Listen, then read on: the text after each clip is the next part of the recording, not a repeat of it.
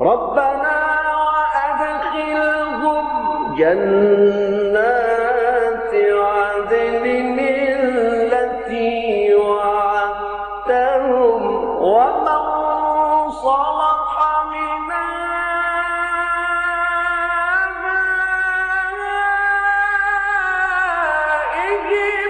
وأزواجهم وذرياتهم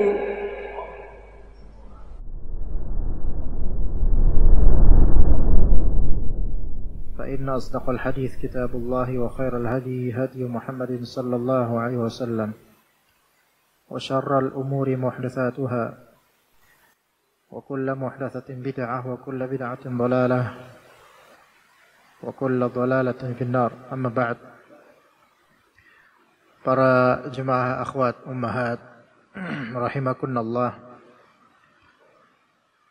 kembali kita mengingat bahwa kematian bukanlah kesudahan, melainkan itu adalah perjalanan dan rihlah berikutnya setelah kehidupan dunia. Sehingga dalam Islam disyariatkan atas kita untuk sering mengingat kematian meskipun belum pernah merasakan. Maka mengingat di sini bukan berarti pernah merasakan, melainkan mengetahui hakikatnya berdasarkan dalil-dalil yang sahih dan juga penjelasan para ulama. Dan pembahasan kita kali ini yaitu para nabi dan alam barzakh atau alam kubur.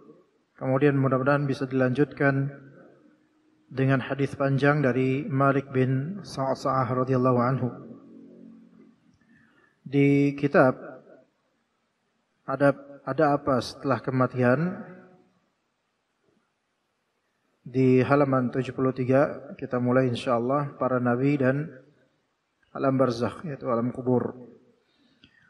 Yang pertama dikatakan di sini Allah Ta'ala menugaskan satu malaikat untuk berada di makam Rasulullah sallallahu alaihi wasallam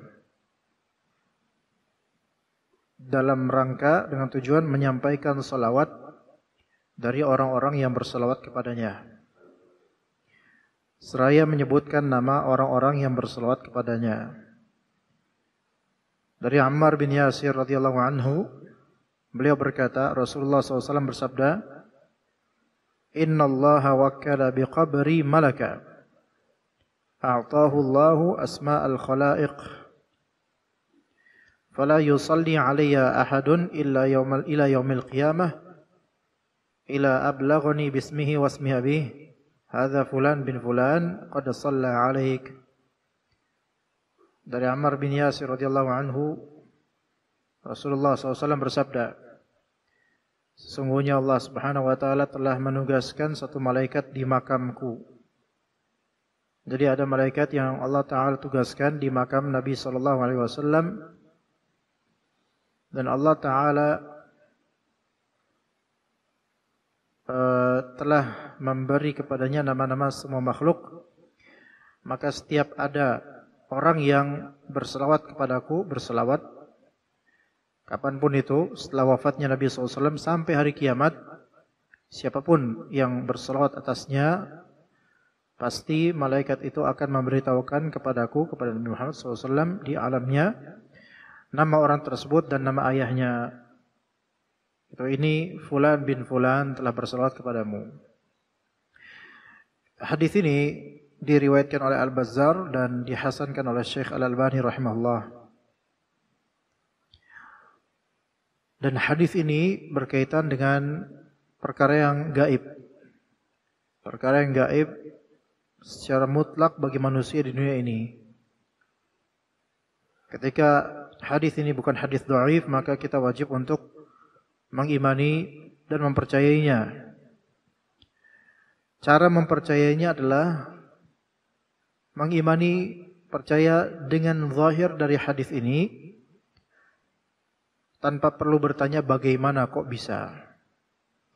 Karena sesuatu yang gaib di alam lain itu umumnya tidak bisa dinalar dengan logika manusia di dunia, karena logika kita hanya berkisar dengan kehidupan dunia, dan itu alam tersendiri. Alam dunia ada sendiri sebagaimana kita sekarang berada pada dalamnya, dan alam barzakh ada sendiri. Ya, tidak bisa dikiaskan dan dilogikakan tata caranya dengan tata cara di dunia. Mungkin kita akan bertanya, kalau misalnya dalam satu detik ada 10.000 orang di bumi ini berselawat atas Rasulullah SAW, maka malaikat itu menyampaikan dong 10.000 nama dan nama bapaknya malah. Ya. Kemudian Nabi Muhammad SAW menjawabnya bagaimana? Bukankah itu meletihkan? Ya, itu pakai logika manusia, seolah-olah seperti tata cara menyampaikan sesuatu di dunia ini.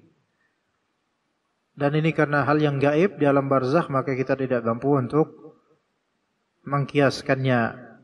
Ya. Taib. Kemudian yang kedua, bumi tidak memakan jasad para nabi di alam di kubur. Bumi tidak memakan jasad para nabi. Ketika dikubur, maka yang dikubur adalah jasmaninya, jasad manusia. Adapun rohnya, maka ia di alam barzakh. Sementara jasadnya itu yang kita lihat di alam dunia terkubur. Jadi kehidupan itu ada 3. Kehidupan duniawiyah, kemudian yang kedua kehidupan barzakhiyah, barzakh, dan yang ketiga kehidupan ukhrawiyah. Dunia, barzakh, dan akhirat. Dunia, barzakh, dan akhirat. Dan ketiganya adalah kehidupan. Ketiganya adalah kehidupan.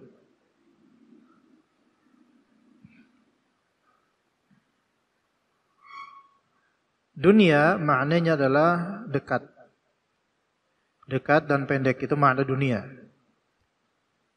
Makna dunia itu adalah qurba. Ya, qurba itu yang paling dekat, paling sebentar, pendek. Kemudian kehidupan barzakh, makna barzakh itu adalah wasithah. Wasithah yaitu penengah, perantara. Jadi barzakh itu penengah antara dunia dan akhirat. Perantara yang mengantarkan dari dunia menuju akhirat, itu barzakh. Adapun akhirat itu adalah paling akhir, terakhir. Maka di situ kita tahu bahwasanya kehidupan yang harusnya kita gapai dengan berbekal penuh untuknya adalah kehidupan akhirat. Dan juga kehidupan barzakh kita perlu berbekal dengan amal saleh, karena akan ditanya. Dengan iman dan amal saleh, karena kita akan ditanya. Nah, di alam barzakh itu ada 2 sisi. Pertama sisi duniawi, dan yang kedua sisi ukhrawi.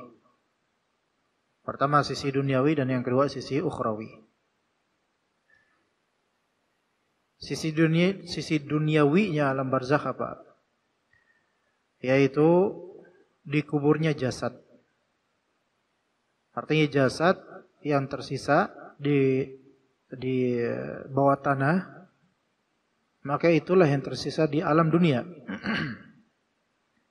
Sehingga kalau digali masih ketemu itu jasad. Bukan jasad itu lenyap, hilang kemudian ke alam barzakh, bukan. Melainkan jasad itu masih ada di alam dunia terkubur. Makanya digali masih kelihatan bekas-bekas, atau yang masih utuh, atau tinggal tulang belulang. Itulah bagian dari dunia yang ditinggal. Adapun dari segi ukhrawi, maka itu ruh. Ya, sudah berada di gerbang akhirat. Makanya sebagian dari ulama mengatakan bahwasanya alam barzakh itu termasuk bagian dari akhirat juga. tapi dari segi ruh.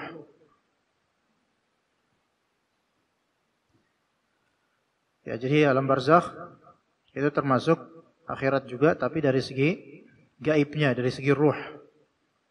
Adapun dari segi jasmani yang terkubur, itu masih di alam dunia. Jadi di dua sisi itu masuk gitu. Sisi fisik yaitu alam dunia, sisi ruh di alam barzakh, di alam akhirat, gerbang akhirat. Dan keduanya itu dinamakan sebagai alam barzakh. Apakah azab di alam barzakh berefek pada tubuh atau jasad yang di dalam kuburan tanah? Wallahu a'lam, mungkin bisa. Mungkin bisa berefek, baik kenikmatan maupun azab bisa berefek pada jasmani tersebut. Tapi kalau mendapatkan ternyata jasad masih utuh, selama tidak ada dalil yang memastikan fulan selamat atau tidak, maka kita tawakuf, artinya jangan menghakimi dia sedang diberi nikmat atau tidak. Kalau misalnya Nabi Muhammad jasadnya tidak dimakan oleh bumi, masih utuh, ini karena dimuliakan oleh Allah, itu pertama. Dan yang kedua karena mendapatkan kenikmatan di alam kubur, di alamnya. Kemudian kalau kita mendapatkan ternyata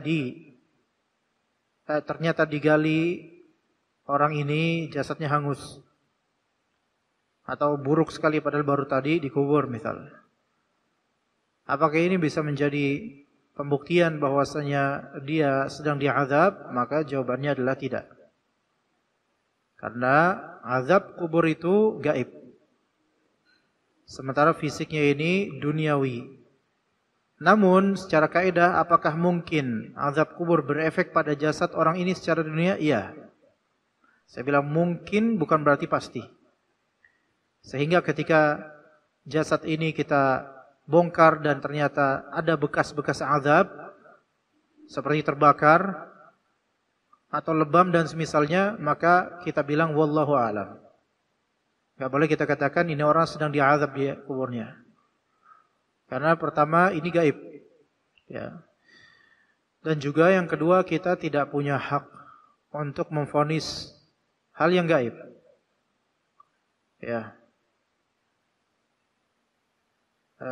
Kemudian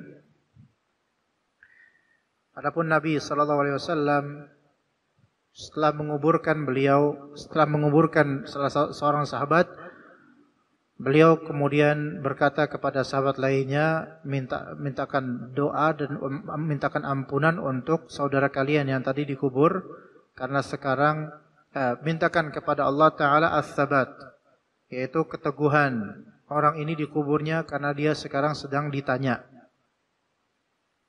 oleh malaikat Munkar Nakir di alamnya. Nabi SAW mengatakan begitu karena dapat wahyu. Sehingga beliau tahu, sekiranya tidak dapat wahyu, beliau tidak akan bicara begitu, karena ini gaib. Adapun sekarang kita boleh berbicara seperti bicara Nabi Muhammad SAW. Setelah menguburkan jenazah, kita bilang ke teman-teman, mintakanlah kepada Allah Ta'ala untuk mayit kita ini as-sabat, keteguhan, supaya bisa menjawab. Karena dia sekarang sedang tanya, itu boleh ngomong kayak gitu. Sebagaimana Nabi SAW mengatakannya. Ya.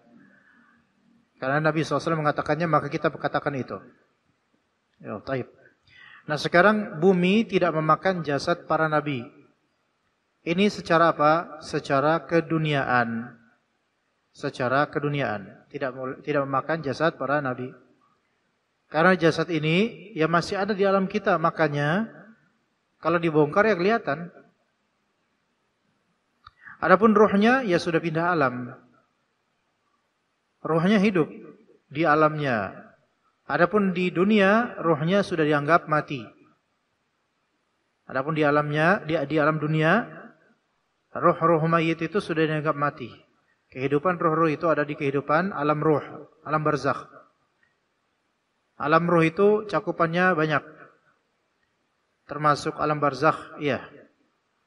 Kemudian termasuk alam malaikat, iya. Kemudian termasuk alam jin juga iya. Itu semua alam ruh. Dan kadang-kadang ruh ini bisa saling bertemu. Baik manusia itu masih di dunia, bisa bertemu dengan ruh yang ada di barzakh. Namun itu hanya dipertemukan di satu segmen, yaitu segmen mimpi. Karena mimpi itu manusia keluar sebagian dari ruhnya dari tubuhnya. Keluar sebagian ruh dari tubuhnya. Sehingga ruh itu bisa pergi ke area yang Allah lebih tahu kemana. Baik masih di alam dunia ataupun ke alam ruh yang Allah lebih tahu bagaimana caranya. Namun tidak secara komplit ruh itu keluar dari jasadnya, melainkan sebagian bagian dari ruhnya. Dan juga bisa bertemu dengan ruh lain. Bahkan yang sudah wafat, yang mana ruh lain itu berada di alam barzakh. Ya begitu. Taib. Qala Rasulullah SAW, berkata Rasulullah SAW, inna min afdali ayyamikum yaumal jumu'ati. Sesungguhnya hari yang paling baik adalah hari Jumat. Fihi khuliqa Adam alaihissalam. Pada hari itu Adam alaihissalam diciptakan.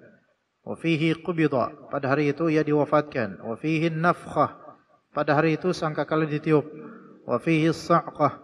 Pada hari itu kiamat akan terjadi. Fa'aktiru alayya minas salah. Maka perbanyaklah membaca salat padaku pada hari Jumat.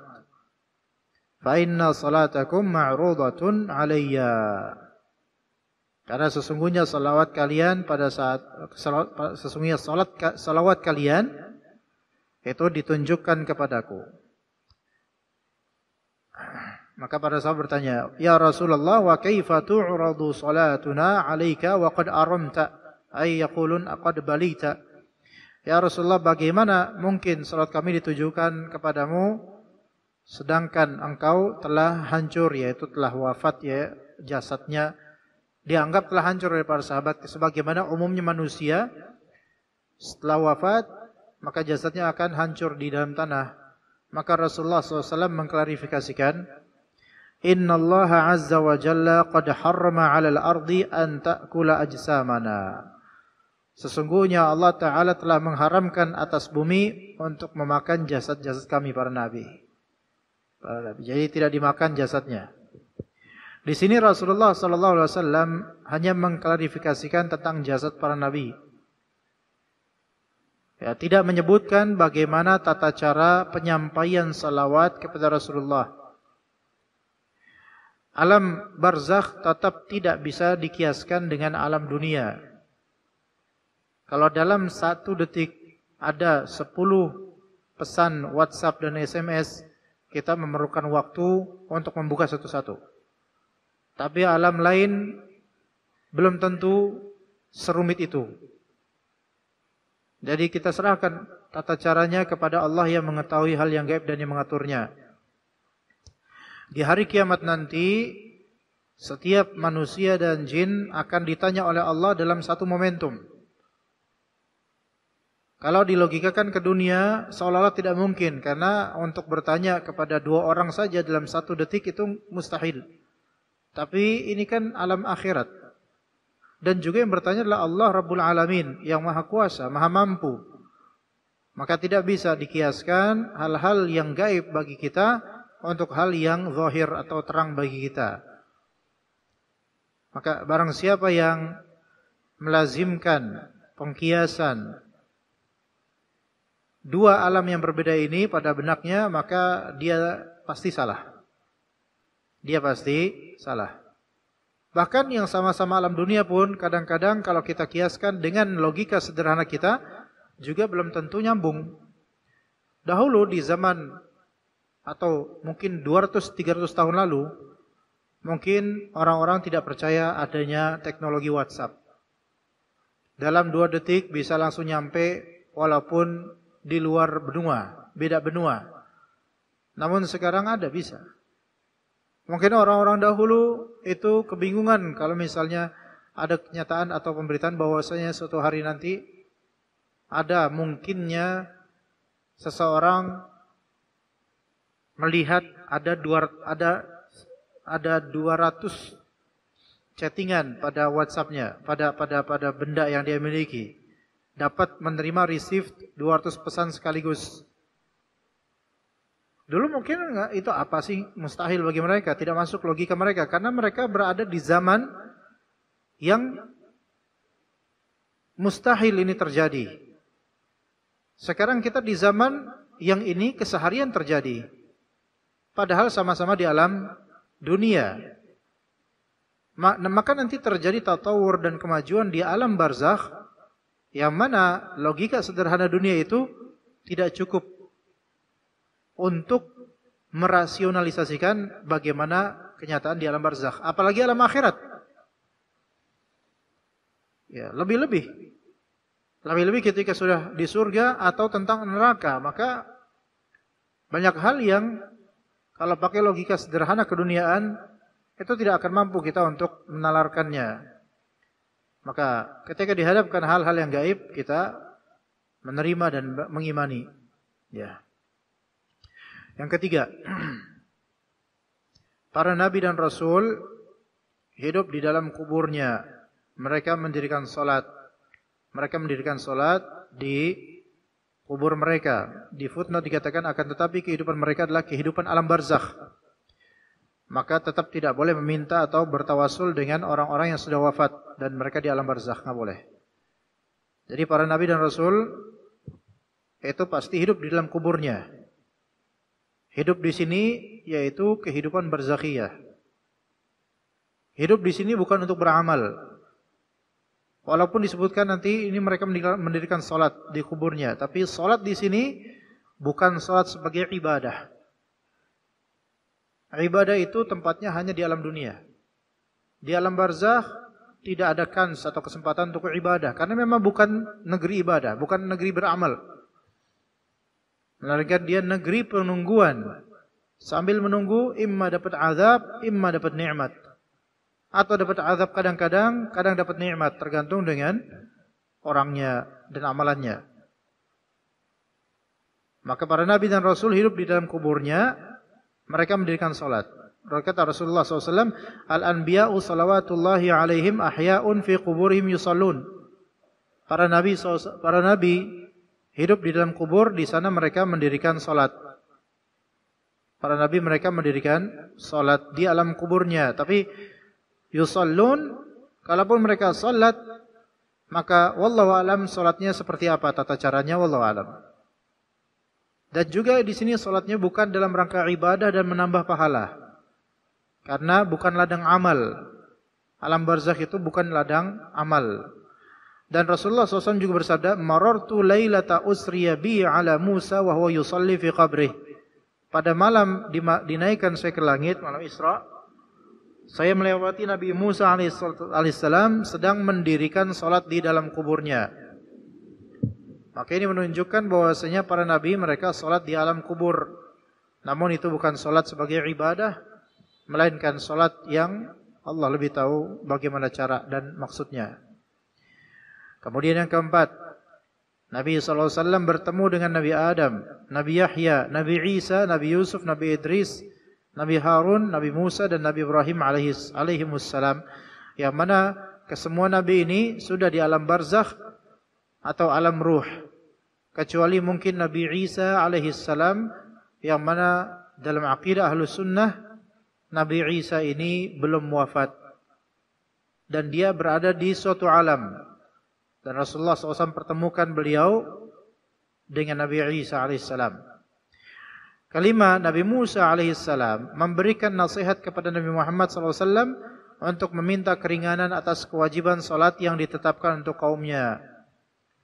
Jadi salat kita sampai 5 kali saja itu sudah merupakan rekomendasi dan nasihat dari Nabi Musa alaihissalam. Jadi beliau alaihissalam berjasa atas peringanan syariat Nabi Muhammad SAW, yaitu salat. Ya, begitu umat sekalian. Oke, 5-5-nya alhamdulillah sudah selesai. kajian selesai, ibu-ibu? Cukup sampai sini ya, Bu ya? Bu? Cukup sampai sini? Belum puas? Belum. Baru aja ya? Mungkin ada ibu-ibu yang mau menggantikan saya misalnya. Baik, kita lanjut ke hadis yang agak panjang. Ibu-ibu nanti berarti kalau mau bertanya gimana cara Ibu? Kalau di sini bukan di Jablur Rahmah. Baik, kertas ya, nanti kasih ke tim saya, terus nanti tim saya akan sampaikan ke saya. Baik, kertas. Pertanyaan bebas. Selama pertanyaan penting, kalau bertanya apakah baru saat itu nggak usah ditanyakan ya. Jadi tanya yang ini aja, yang sesuai aja. Baik, kita lanjut ke hadis Malik bin Sa'sa'ah.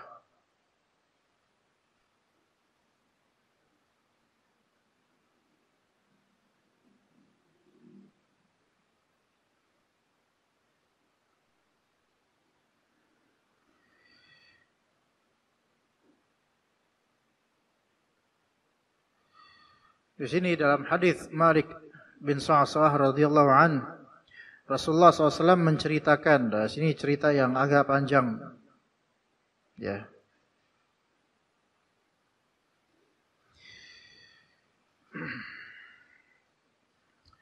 Cerita kepada Malik bin Sa'sa'ah tentang Isra Mi'raj kepadanya. Beliau bersabda, ketika aku sedang tiduran di Hijr Ismail, ya, Hijr Ismail di daerah Ka'bah, ya. Datang kepadaku malaikat Jibril. Kemudian ia membelah dada dari sini hingga sini. Abu Qatadah itu seorang tabi'i, bertanya kepada Jarud radhiyallahu anhu, apa maksudnya? Maka Jarud menjawab, mulai dari cekungan di bawah leher hingga ke perut bagian bawah. Ya, cekungan bawah lehernya, cekungan bawah leher dari sini di belek. Ya. Kemudian Jibril alaihissalam mengeluarkan jantungku. Lalu ada sebuah bejana dari emas yang penuh dengan iman diberikan kepadanya. Kemudian jantungku dicuci dengannya, seraya dimasukkan kembali ke dalam dada dan dipulihkan seperti sedia kala. Kemudian aku diberi seekor hewan kecil yang lebih kecil dari bighal. Bighal itu hewan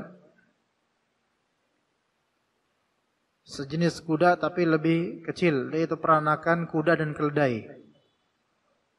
Dan hewan ini lebih besar, lebih kecil dari bighal dan lebih besar dari keledai.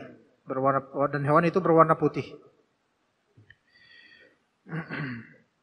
Dan dikatakan oleh Anas bin Malik bahwa ini adalah buraq. Ya, jadi ada hewan buraq. Hewannya lebih kecil daripada peranakan kuda dan keledai, namun lebih besar dari keledai. Gitu loh. Kan kuda kan lebih besar. Peranakan kuda dengan keledai itu pertengahan besarnya antara kuda dan keledai. Namun hewan ini lebih kecil daripada peranakan kuda keledai, namun lebih besar daripada keledai. Maka ia menjejakkan kakinya sejauh mata memandang, aku pun dinaikkan di atasnya, dinaikkan di atas buraq itu. Jibril alaihissalam membawaku ke langit dunia. Langit dunia. Langit dunia itu yang kita lihat sekarang, itu langit-langit dunia itu. Jadi langit kan ada 7 tingkatan. Langit ke-7 itu paling atas. Langit pertama ini langit dunia. Dan manusia itu secara normal tidak akan mampu melewati langit dunia. Ke langit kedua nggak mungkin. Karena dalam riwayat Ibnu Mas'ud, beliau mengatakan bahwasanya jarak antara langit pertama kedua itu 500 tahun perjalanan. Jadi nggak mungkin. Dan setiap dari tingkatan itu jaraknya 500 tahun perjalanan. Jadi kali 7 ya berapa? Gitu. 500 tahun ya, bukan 500 apa. 500 tahun berarti jauh banget. Berarti nggak bisa orang itu secara normal ke langit kedua dalam kehidupan dunia ini, nggak mungkin. Namun dalam alam ruh mungkin. Setelah wafat. Atau memang dia seorang nabi sebagaimana Nabi SAW. Taib, Jibril alaihissalam membawaku ke langit dunia. Setibanya di sana, ia minta dibukakan pintu di langit dunia, langit yang kita lihat paling atas nih langitnya. Maka ada yang berkata dari dalam, siapa ini? Maka ia menjawab, Jibril. Terus ditanya lagi oleh penunggu langit pertama, siapakah yang bersamamu? Maka ia menjawab, Muhammad. Maka ditanya lagi oleh malaikat yang menjaga langit pertama, apakah ia telah menerima risalah? Apakah dia sudah menjadi seorang rasul? Berarti ini malaikat-malaikat ini pada asalnya mereka tahu bahwasanya akan ada rasul terakhir di bumi ini. Maka malaikat Jibril menjawab, iya. Maka yang di dalam berkata, selamat datang tamu yang paling mulia telah datang, kata malaikat itu. Langit pun terbuka. Dan ketika aku telah berada di dalamnya, aku mendapati Nabi Adam alaihissalam di sana. Di mana langit berapa, Bu? Langit berapa, yuk? Nabi Adam di langit berapa nih? Kita baru sampai di langit berapa nih? Hah? Kedua? Belum. Langit pertama, langit dunia, ya? Enggak. Di langit yang di atas ini nih. Tapi versi yang jauh kita nggak ada limitnya, kalau kita ke atas nggak ada limitnya, itu padahal baru bagian dari langit pertama tuh. Ya. Maka malaikat Jibril alaihissalam berkata, ini adalah ayahmu, Adam namanya. Ucapkan salam padanya.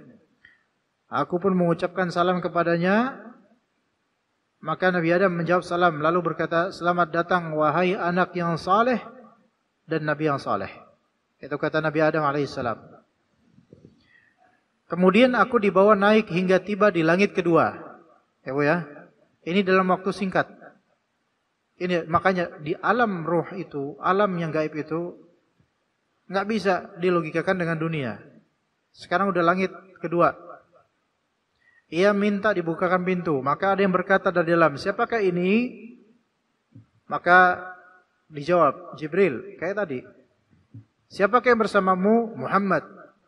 Apakah dia telah menerima risalah? Iya. Maka malaikat yang menjaga langit kedua berkata, selamat datang tamu yang paling mulia telah datang. Langit pun terbuka. Dan ketika aku telah berada di dalamnya, aku mendapatkan dua nabi. Nabi Yahya alaihissalam dan Nabi Isa alaihissalam. Keduanya adalah sepupu. Jadi Nabi Yahya itu sepupuan sama Nabi Isa alaihissalam. Ya begitu ya. Nabi Isa ibunya siapa namanya? Kalau bahasa kita sebenarnya bukan sepupu, Maryam, ya. Maryam ibunya namanya siapa? Hasan? Hasna? Namanya Hannah.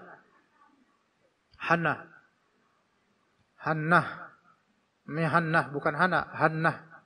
Ya. Jadi kalau di sini ada ibu Hana, bukan itu. Hannah atau Hanna. Pakai hamzah akhirannya, bukan Hana, Hanna. Atau di barat Hannah. Nah, suaminya Hannah namanya siapa? Imran.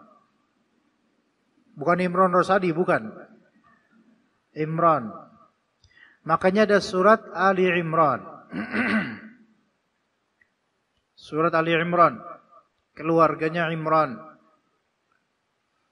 Yaitu kisaran Maryam, Nabi Isa itu. Dan surat Ali Imran itu banyak bantahan di dalamnya tentang kaum Nasara. Adapun surat Al-Baqarah banyak bantahan di dalamnya tentang kaum Yahudi. Itu bedanya surat Al-Baqarah dan Ali Imran.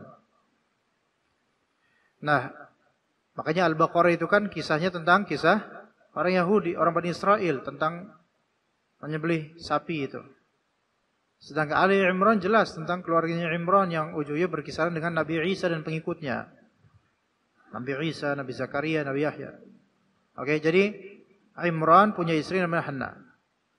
Hanna kemudian punya anak namanya Maryam. Dan Hanna ini punya saudara yaitu Nabi Zakaria alaihissalam. Ya. Nabi Zakaria alaihissalam ketika Maryam lahir, Nabi Zakaria belum punya anak, padahal usia sudah tua. Dan Nabi Zakaria alaihissalam kemudian minta sama Allah supaya punya anak. Akhirnya punya anak di usia tua, dinamakanlah anak itu Yahya.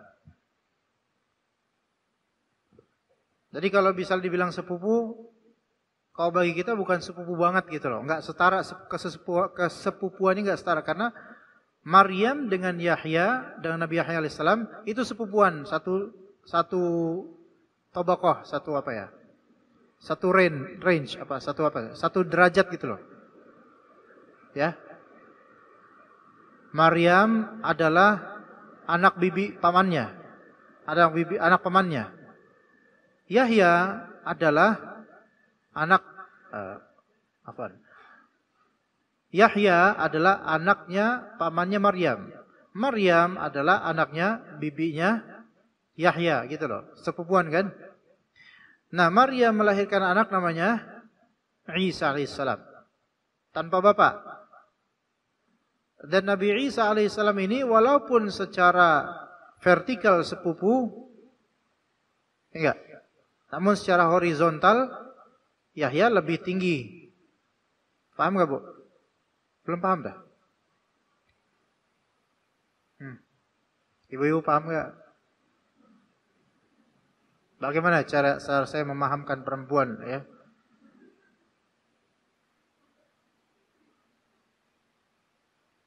Ya udah gitu pokoknya lah. Pikirin aja Ibu ya. Ya, saya serahkan ke Allah ya. Karena kok diulang lagi lama nanti. Jadi secara vertikal ya memang posisinya Nabi Isa itu sepupuan sama Nabi Yahya, tapi secara horizontal Nabi Yahya itu anaknya Maryam, yang Maryam adalah sepupu horizontal Yahya. Gimana, Pak? Bisa dipahami di sini, Pak? Udah dibisain aja lah, Bu, dibisain. Bilang aja bisa, Bu. Bisa paham, Bu? Bisa, walaupun belum bisa tapi nanti bisa kapan-kapan lah ya. Nah, Nabi Yahya dan Nabi Isa itu sepupuan, maka di langit kedua ada mereka alaihi wassalam. Malaikat Jibril berkata, ini adalah Yahya dan Isa. Ucapkanlah salam untuk keduanya. Maka aku pun, yaitu Nabi SAW, mengucapkan salam untuk keduanya. Mereka menjawab salam lalu berkata, selamat datang wahai saudari yang saleh dan Nabi yang saleh. Aku pun dibawa naik hingga tiba di langit ketiga. Maka malaikat Jibril minta dibukakan pintu. Maka ada yang berkata dari dalam, siapa ini? Kata malaikat Jibril, ini Jibril. Siapa yang datang bersamamu? Muhammad. Apakah ia telah menerima risalah? Iya. Maka yang di dalam berkata, selamat datang, tamu yang paling mulia telah datang. Langit pun terbuka dan ketika aku telah berada di dalamnya, aku mendapati Nabi Yusuf alaihissalam. Nabi Yusuf ini anaknya siapa?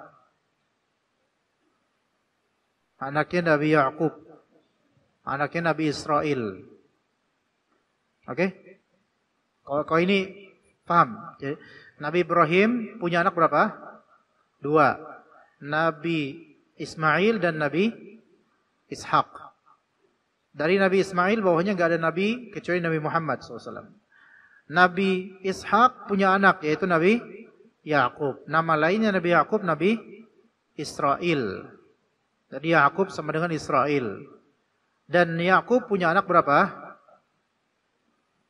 12 anak. Dari istri yang pertama 1 sampai 10. Dari istri yang kedua 11 dan 12. Dari istri yang kedua namanya Binyamin dan Yusuf. Bunyamin. Enggak pakai Syuaib, enggak pakai Syuaib. Binyamin doang, Binyamin. Jadi Binyamin itu dari situ, Binyamin. Binyamin itu nama saudaranya Nabi Yusuf, satu bapak satu ibu. Adapun 1 sampai 10 itu dari istri pertama, anaknya bapaknya, anaknya Nabi Yakub alaihissalam. Sebapak namun tidak seibu, gitu ya. Nah, semua saudara sebapak tidak seibu itu hasad, iri sama Nabi Yusuf alaihissalam. Oke? Jadi anak-anaknya Nabi Yakub ini yang disebut apa? Bani Israel. Jadi dari 12 itu nanti keturunan semua itu semua masuk dalam Bani Israel namanya. Dan Nabi Isa itu termasuk ujungnya Nabi Bani Israel.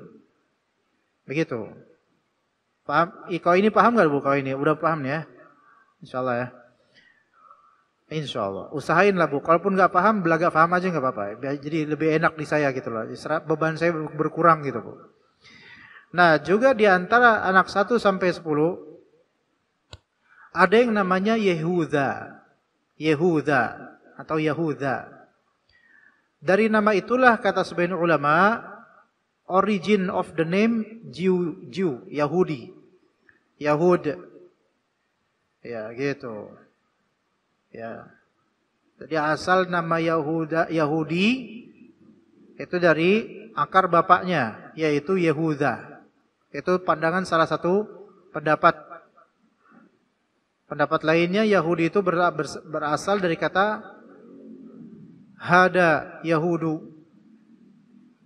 Ya, karena mereka ketika itu setelah ditinggal Nabi Musa alaihissalam, Nabi Musa itu bawahnya Nabi Yusuf bawahnya lagi. Ditinggal oleh Nabi Musa selama sekian 40 hari kalau nggak salah. Ternyata mereka menyembah seekor sapi atau anak lembu. Maka kemudian Nabi Musa alaihissalam pulang mendapati kaumnya sedang menyembah anak lembu, maka diomelinlah dinasihatin, diomelin sama Nabi Musa alaihissalam. Akhirnya mereka bertaubat dengan mengatakan inna hudna ilaik. Kami kembali kepada engkau. Jadi Yahud dari kata hada Yahudu, yaitu artinya orang-orang yang kembali kepada Allah dari kesyirikan. Itu pendapat kedua dari ulama tentang asal usul nama Yahudi. Ya. Sampai mana Bu tadi kita? Nabi Yusuf ya, oke. Mana Nabi Yusuf? Tadi halaman berapa dia sekarang? 78 ya. Iya Nabi Yusuf. Oke. Ya, maka Nabi SAW salam pada Nabi Yusuf dan dijawab juga, selamat datang wahai saudara yang saleh Nabi yang saleh. Aku dibawa naik lagi hingga langit keempat. Sama seperti tadi, ditanya siapa ini? Jibril. Siapa yang bersamamu? Muhammad. Apakah ia telah menerima risalah? Iya. Selamat datang, tamu yang paling mulia telah datang. Maka langit terbuka ketika aku telah berada dalam langit keempat. Aku mendapati Nabi Idris alaihissalam di sana. Malaikat memperkenalkan, ini adalah Idris, ucapkan salam untuknya. Assalamualaikum, maka dijawab. Ya. Kemudian dibawa naik lagi hingga tiba langit kelima.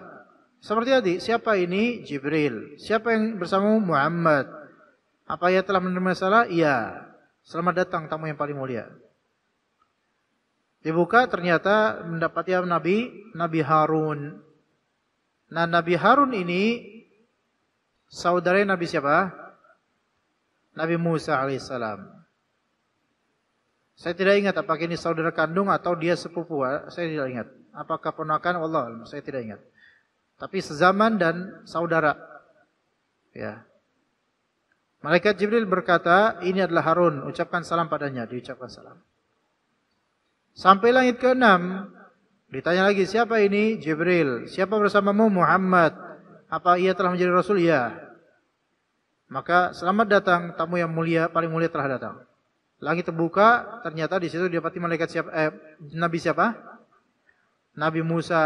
Di yang ke-6 Nabi Musa. Berarti kalau dihafal apa? Langit pertama Nabi Adam. Langit kedua Nabi Yahya ya, sepupunya ya. Langit ketiga Nabi Yusuf. Langit keempat Nabi Nabi Idris. Enggak. Nabi Idris yang keberapa? Nabi Idris ketiga. Ada yang kelewatan tadi sepertinya. Oh iya, ini Nabi Idris apa? Nabi Idris ya sahih. Idris ya sahih. Kelima Nabi Harun, keenam Nabi Musa alaihissalam. Nah, ini adalah Musa, ucapkan salam untuknya. Maka dijawab, salam. Ketika aku telah melewati Nabi Musa menangis. Kenapa engkau menangis? Kata Nabi Muhammad SAW. Aku menangis karena seorang anak telah diutus setelahku, akan tapi umatnya masuk ke dalam surga lebih banyak daripada umat Nabi Musa alaihissalam. Gitu loh. Ya, jadi ternyata Nabi terakhir ini jauh lebih banyak pengikutnya ke surga.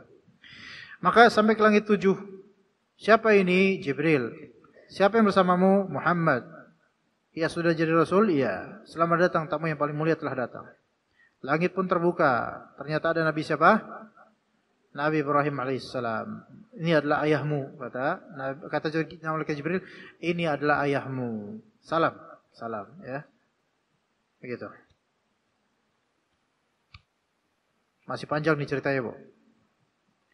Kemudian aku diangkat ke Sidratul Muntaha. Sidratul Muntaha itu adalah nama pohon. Nama pohon di ujung langit sana. Sebagian mengatakan bahwasanya pohon Sidratul Muntaha, pohon sidr, daun sidr. Tapi tentu bentuknya enggak kayak di dunia. Nah, sebagian mengatakan karena ada hadis-hadis yang berbeda, ada yang mengatakan Sidratul Muntaha di langit ke-6, ada yang mengatakan Sidratul Muntaha di langit ke-7. Di jamak keduanya maka dikatakan akarnya itu di langit ke-6 dan menjulangnya sampai melampaui langit ke-7 itu, seperti itu. Jadi besar. Nah, buahnya Sidratul Muntaha bagaikan bejana keramik dari daerah Hajar dan daunnya sebesar kuping gajah. Jadi daunnya besar-besar. Karena pohon besar. Malaikat Jibril berkata, inilah Sidratul Muntaha. Dan di bawahnya mengalir 4 sungai. 2 sungai kelihatan dan yang 2 lagi enggak kelihatan. 2 yang tidak kelihatan itu ialah 2 sungai di dalam surga. Sedangkan 2 yang kelihatan ialah sungai Nil dan sungai Efrat. Ya, wallahu a'lam. Kalau yang ini saya tidak bisa menafsirkan apa-apa. Kemudian aku dibawa naik ke Baitul Ma'mur. Ke Bait Al-Ma'mur. Lalu aku diberi segelas arak. Nah, ini arak di sini bukan arak dunia. Sehingga tidak diharamkan karena bukan di alam dunia ini. Dan segelas susu dan segelas madu. Taib. Afwan, ini arak ini wallahu alam, apakah dia sejenis arak dunia? Wallahu alam. Saya batalkan kalimat tadi. Ya. Wallahu alam. Saya tidak bisa memastikan apakah arak ini arak duniawi atau arak surgawi. Wallahu alam. Saya tidak bisa memastikan, ya. Maka saya ambil susu. Maka malaikat Jibril berkata, itulah fitrahmu dan fitrah umatmu. Itulah fitrahmu, wahai Muhammad, dan fitrah umatmu. Yaitu anti arak. Anti khamr maksudnya. Kenapa dikatakan itulah fitrahmu? Karena Nabi SAW di masa jahiliyah pun tidak pernah meminum khamr. Berbeda dengan keumuman kaumnya yang sangat suka minum khamr. Dan fitrah umatmu, yaitu umatnya Nabi Muhammad sampai sekarang menjauhi khamar. Walaupun ada di antara umat ini yang minum khamar, maka dia keluar dari fitrah. Dan memang orang yang minum khamar akan keluar dari fitrahnya. Ya. Kemudian ditetapkan untukku kewajiban untuk mendirikan salat sebanyak 50 times each day. Ya, berapa tuh? Ayo sok. Berapa kali, Bu? 50 kali setiap hari. Sehari 50 kali sholat. Aku kemudian kembali. Aku melewati Nabi Musa alaihissalam. Dia bertanya, apa yang diperintahkan oleh Allah kepadamu? Nabi kita menjawab, aku diperintahkan untuk mendirikan salat sebanyak 50 kali setiap hari. Maka Nabi Musa mengatakan, sungguh umatmu tidak akan mampu mendirikan salat sebanyak 50 kali setiap hari. Demi Allah, aku telah mencoba hal tersebut terhadap umat sebelummu, yaitu umat Bani Israel, umat Nabi Musa.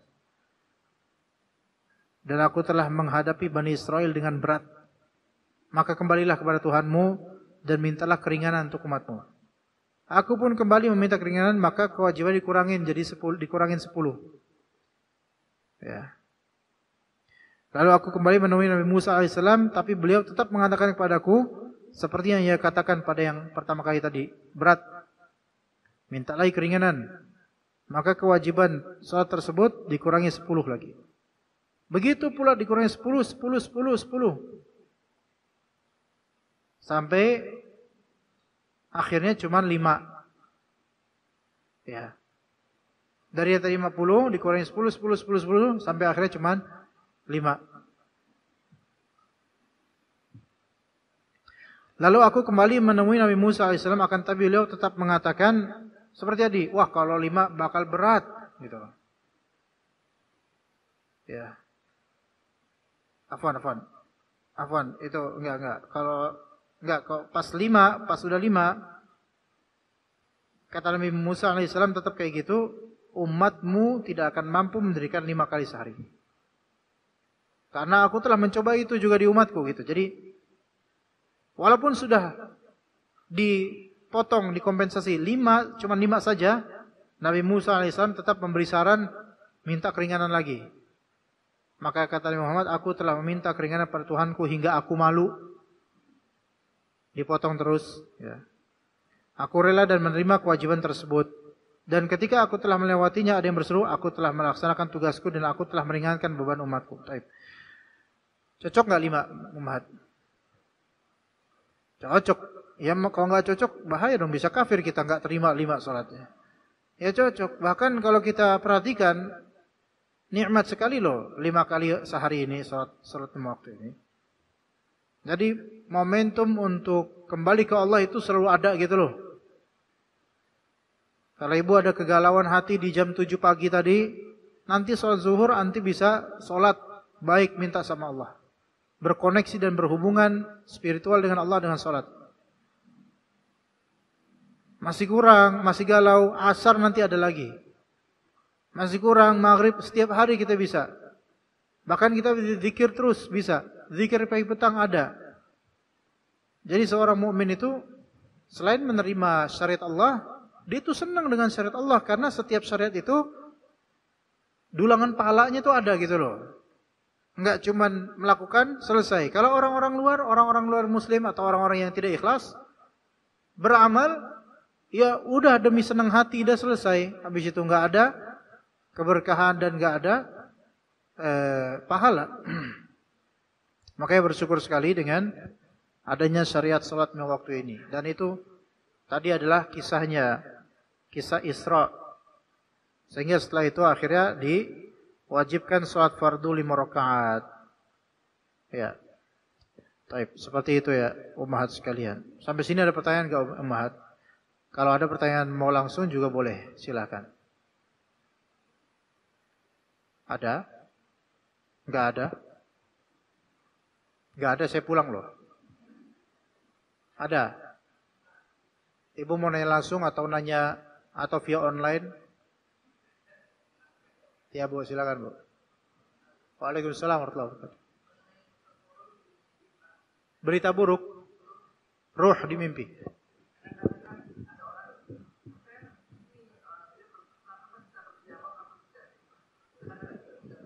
Berpesan, ketemu sama almarhum gitu.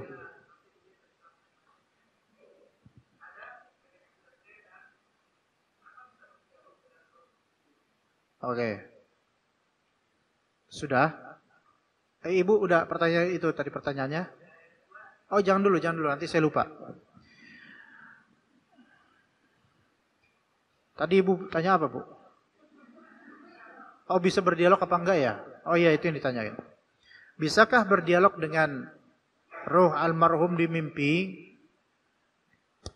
Jika itu direncanakan, ya. Saya mau tidur biar bisa berdialog sama almarhum. Maka kalau terjadi itu syaitan. Kalau direncanakan itu syaitan. Kalau accidentally secara insiden tanpa rencana, ya insiden. Maka itu ada dua kemungkinan. Bisa benar itu adalah ruhnya, bisa juga tidak. Nah kalau ya ngobrol bisa, hanya ngobrol. Tapi singkat, sebagaimana obrolan singkat di alam ruh, di alam mimpi. Begitu Bu. Ya. Jadi mungkin bisa, walaupun dalil menunjukkan bahwasanya dalil yang persis menyatakan bahwasanya ruh itu bisa bertemu di alam mimpi, dalilnya itu yang dipakai oleh sebagian ulama tidak 100% tepat, ya. Tetapi kenyataan itu memungkinkannya. Ya, para ulama yang mengatakan mungkinnya bertemu ruh di alam mimpi, ya, sebagian ulama di antara Ibnu Qayyim al-Jauziyah menyatakan itu, dan beliau menyebutkan ayat dan dalil hadis tentang itu. Jadi bisa, mungkin, saya enggak mengatakan bisa, tapi mungkin. Karena kalau bisa seolah dianggap kita boleh berniatan untuk itu. Enggak. Ya, kalau accidentally almarhum hadir di mimpi kita, itu mungkin iya beliau, mungkin juga tidak. Begitu Bu. Sehingga kalau emang itu mungkin beliau, kalau misalnya kita bertemu terus dia ngobrol, itu ada kemungkinan kita bisa reply atau respon atau bertanya, bisa juga kadang-kadang tidak. Karena orang mimpi beda-beda. Ada orang pengen nanya sesuatu pada dia, tapi hanya bisa melihat almarhum saja. Atau hanya bisa mendengar suara almarhum saja. Tapi kita nggak bisa ngerespon apa-apa. Itu ada yang kayak gitu. Ada juga kita bertanya, bisa. Itu para ulama tuh banyak cerita kayak gitu, banyak. Iya banyak. Ya. Di antaranya siapa namanya? Ana lupa. Ulama tersebut ana lupa namanya.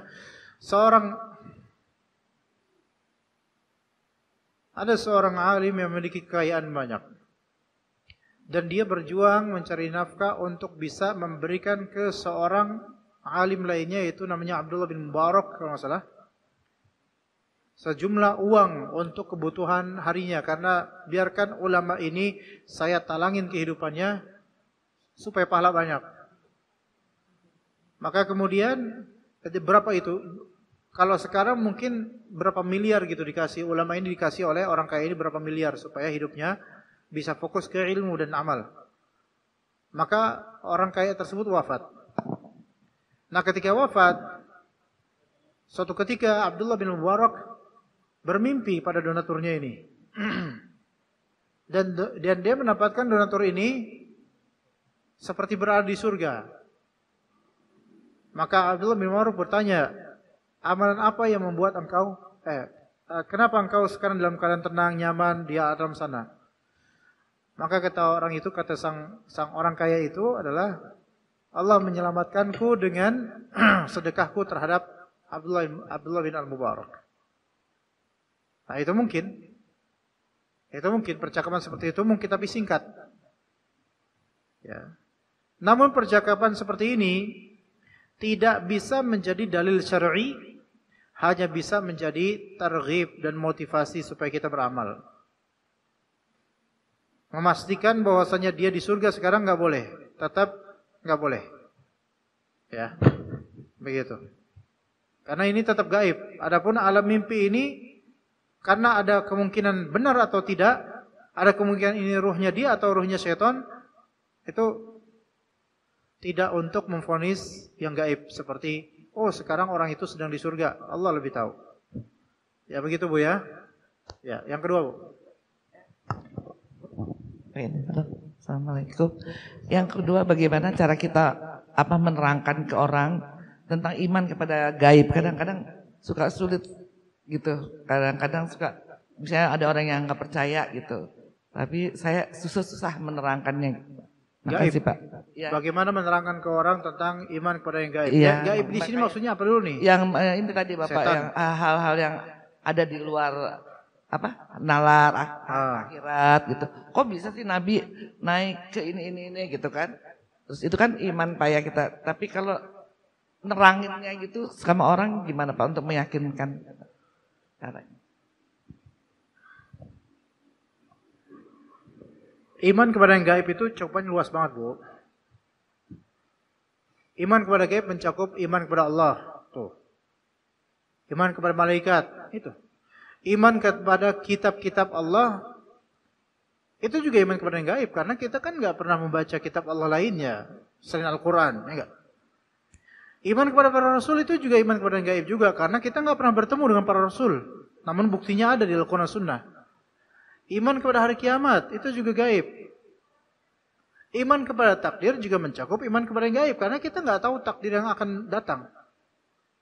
Jadi semua rukun iman itu adalah iman kepada yang gaib.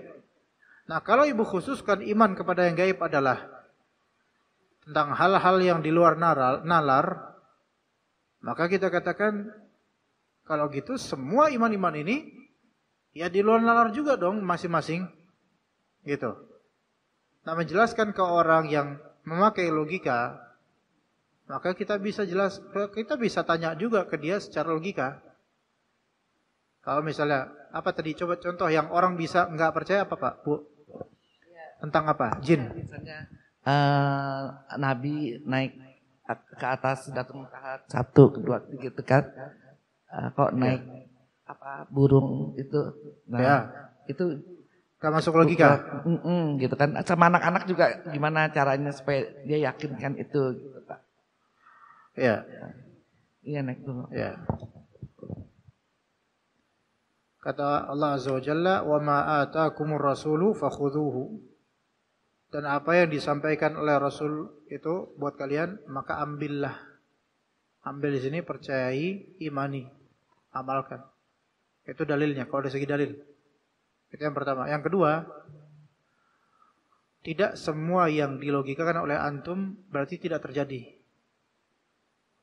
Sekarang hal yang gaib pada diri kita aja ada, tapi kita percaya itu ada, padahal logikanya nggak masuk. Contoh, ngaca coba. Cari nyawa antum.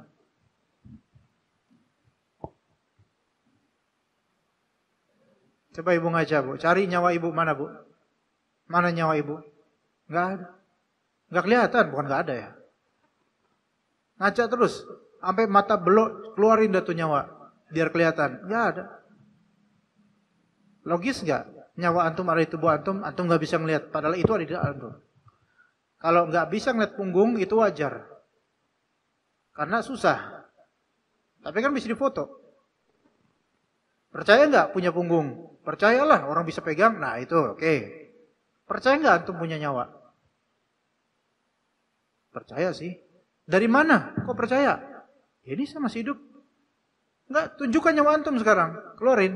Janganlah nanti matilah. Nah, berarti antum percaya walaupun antum nggak bisa menjelaskannya dengan logika.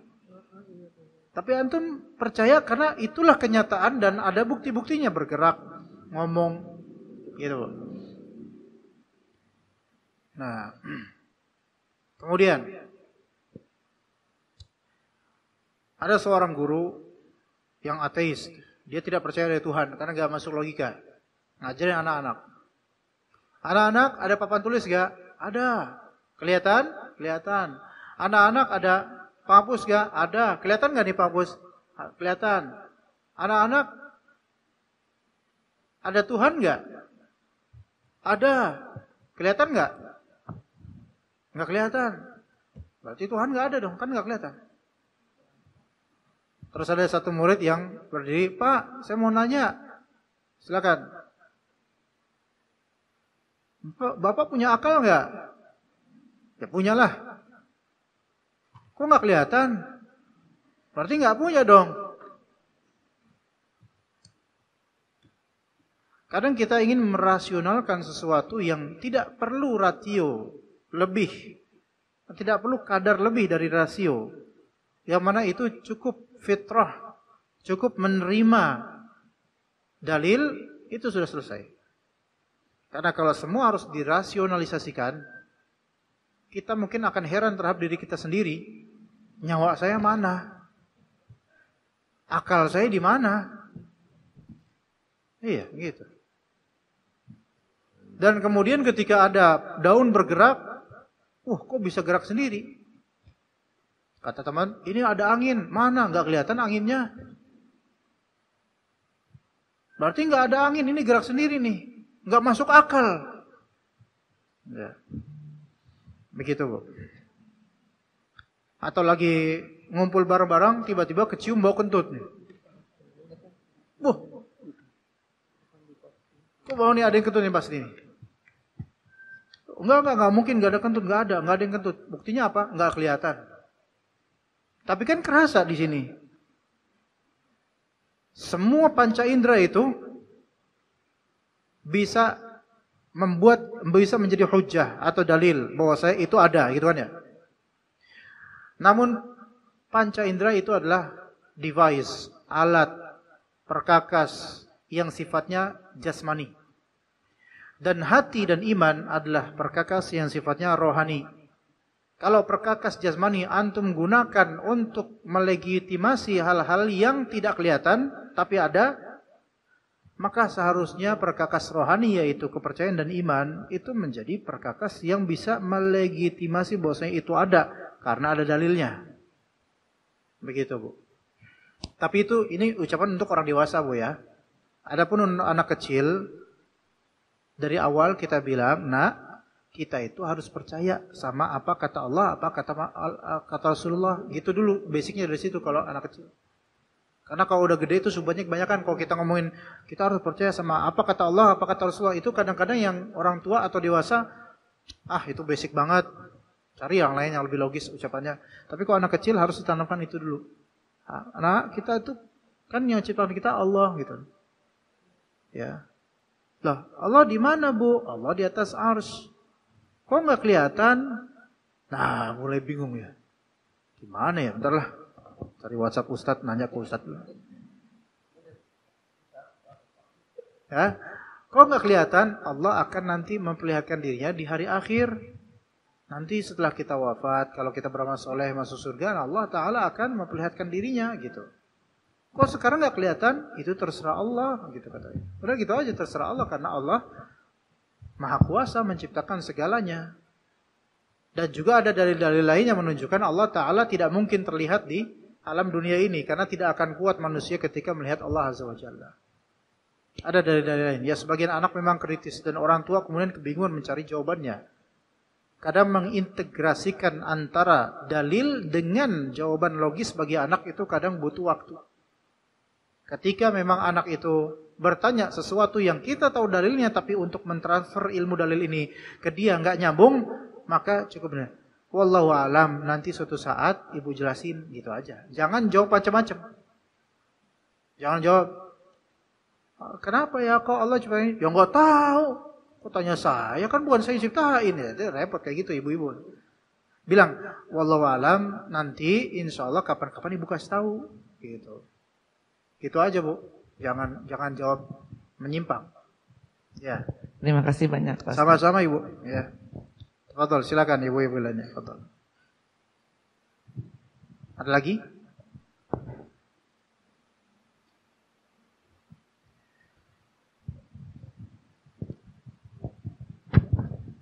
Assalamualaikum Ustadz. Ustadz. Ustadz, iya sudah ya. Okay. Saya pertanyaannya pendek aja. Saya cuma pengen tahu kalau mati suri itu apakah termasuk salah satu bertemunya ruh dengan alam barzah? Karena kan biasanya kalau orang-orang yang pernah mati suri katanya dilihatin neraka seperti apa atau alam barzah seperti apa. Seperti itu Ustadz. Terima kasih. Assalamualaikum warahmatullahi wabarakatuh. Waalaikumsalam warahmatullahi wabarakatuh. Mati suri itu dua lafal, mati dan suri dari bahasa Arab. Mati dari kata maut atau mayit dan suri dari kata suri. Ya. Mati itu berarti habisnya kehidupan, gitu kan. Adapun suri dari kata surah yang artinya gambaran. Jadi dia bukan hakikat dari kematian itu sendiri. Sebagaimana istilah suri dalam bahasa Indonesia, dari bahasa Arab juga, itu diistilahkan di beberapa nama itu untuk gambaran. Timun suri kan bukan timun, tapi kayak timun, ya enggak? Betul enggak? Itu biasanya pas Ramadan banyak tuh. Dia namanya timun suri, tapi bukan timun. Tapi karena gambarannya kayak timun, maka disebut timun suri. Kalau disebut timun juga, timun beneran nggak terima, ya kan? Makanya timun suri. Kemudian mati suri, mati gambarannya doang, tapi hakikatnya sebenarnya belum mati dia, gitu loh. Suri tauladan. Suri tauladan artinya gambaran teladan, keteladanan, gitu loh. Suri-suri pandang.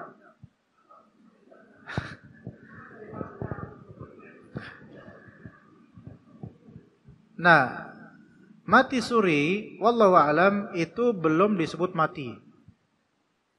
Walaupun orang-orang menyangkanya dia sudah mati. Bahkan, dia sudah tidak bernafas lagi itu jasadnya. Tapi kok hidup lagi gitu loh. Maka ini mati suri. Lah terus gimana itu? Berarti memang ruhnya, ada bagian ruhnya atau hampir seluruh ruhnya itu sudah berpindah ke alam ruh. Ya.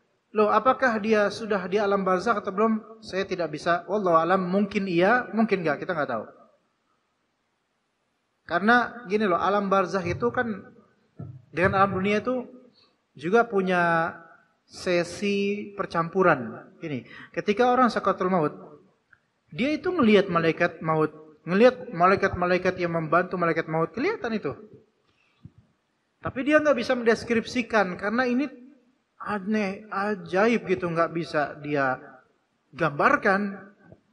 Jadi satu sisi dia sudah ada di step alam barzakh, tapi karena nyawanya masih di tubuh, dia masih di alam dunia gitu loh. Ya, ini sakaratul maut atau disebut ihtidar, kehadiran para malaikat maut, kehadiran malaikat maut dan malaikat lainnya. Maka mati suri itu ada kemungkinan memang dia sudah mampir di suatu alam lain, ruh atau alam barzakh, kita nggak tahu. Nah, kemudian mungkin dikembalikan. Ini cerita-cerita mati suri itu banyak. Walaupun sekarang banyak cerita-cerita ini. Kembali ke jasad akhirnya. Ya. Kalau misalnya orang yang mati suri ini sudah divonis mati karena tidak bernafas lagi, berarti komplit ruhnya itu memang sedang keluar.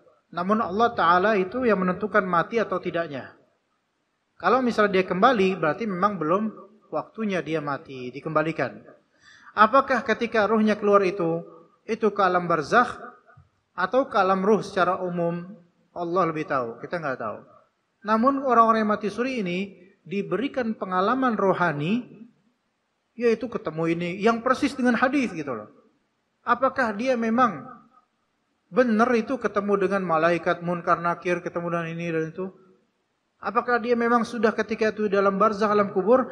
Kita tetap mengatakan Allahu a'lam. Oh, tapi dia benar-benar meyakinkan. Sampai dia cerita juga, orang yang mati suri cerita, beneran saya tuh ngerasain waktu itu ketemu malaikat munkar nakir, dan ketika saya tanya nggak bisa, saya ditanya saya nggak bisa jawab, saya dipukul dan sakit sekali. Saya ngerasain sendiri, wallahi saya, ya, Anda merasakan. Tapi untuk kita katakan bahwa saya itulah Anda sedang berada di alam barzakh, itu wallahu alam. Walaupun Anda mengklaim itu, Anda merasakannya, tapi saya nggak berani, kita nggak berani mengatakan Anda telah di alam barzakh, karena ini gaib bagi kami. Cerita silakan, kita percaya Anda cerita gitu silakan, tapi untuk memvonis Anda telah di alam gaib, kita nggak berani, karena ini alam gaib. Di alam barzakh karena kita nggak berani, Anda telah di alam kubur karena ini gaib. Bisa paham Bu Sir, Bu? Gitu. Ya. Jadi mati suri. Balik lagi dia, kemudian hidup lagi. Dan ini tidak bisa disebut sebagai hidup setelah mati, enggak. Bangkit dari kematian, enggak. Karena seseorang ketika sudah terputus akan dunia, dia enggak bakal bisa balik lagi. Ke alam dunia konkret enggak bisa balik lagi. Maka enggak ada gentayangan, enggak ada. Baik gentayangan rohnya atau rohnya menampakkan diri, itu setan semua. Adapun mati suri berarti memang dia belum waktunya mati. Cuman Allah takdirkan dia tercabut ruhnya, entah kenapa Allah alam. Begitu. Ini bukan karena saya pernah mengalami itu, na'udzubillah min dzalik, ngeri, tapi banyak cerita ini dan beginilah cara menjawabnya. Anda mati suri dan yang Anda rasakan itu, kita tidak bisa memastikan apakah emang alam barzakh itu seperti itu. Mungkin iya, mungkin tidak. Ketika itu mungkin iya, mungkin tidak, dan ini alam gaib, kita nggak bisa memastikan. Begitu ya Ibu yang bertanya tadi? Ya, seperti itu. Anda percaya dengan ucapan dia, kalau emang dia jujur silahkan. Tapi untuk mengatakan itu adalah alam barzakh, maka diam di sini. Enggak, jangan ya, jangan tidak. Allah alam. Sama kayak kubur ya. Baru 2 jam digali, 2 jam dikubur, terus digali udah kebakar itu, udah gosong. Ya. Terus kita vonis, oh ini dapat azab kubur. Enggak boleh ngomong kayak gitu. Oh ini udah ada ular melilit nih di dalamnya. Wah dia pasti ini azab kubur nih. Enggak boleh kita ngomong gitu. Kenapa? Kita tuh melihat yang tampak di dia itu penampakan duniawi. Adapun barzakh itu gaib. Memang sih indikatornya kuat.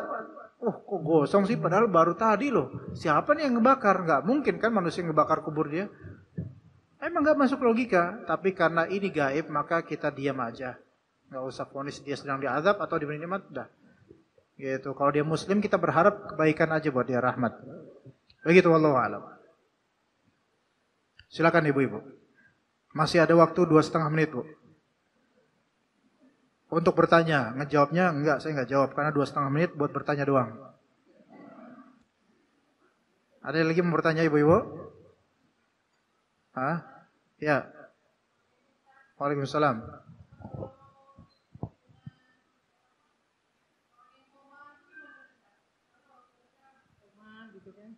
Ya berarti baru koma Bu, belum sampai titik. Apa masih ada kewajiban? Apakah gugur ibadahnya? Kewajiban apa nih? Kewajiban ibadahnya apa masih wajib? Ya. Koma itu apa definisinya?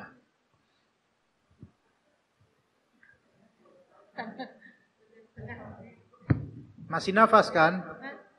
Masih nafas. Yang udah nggak bisa apa-apa lagi gitu, yang sudah berhari-hari gitu. Tapi masih dalam infus apa? Iya, nafas masih. Pikiran masih ada. Enggak kan? Enggak sadar. Itu gugur kewajibannya di masa dia koma.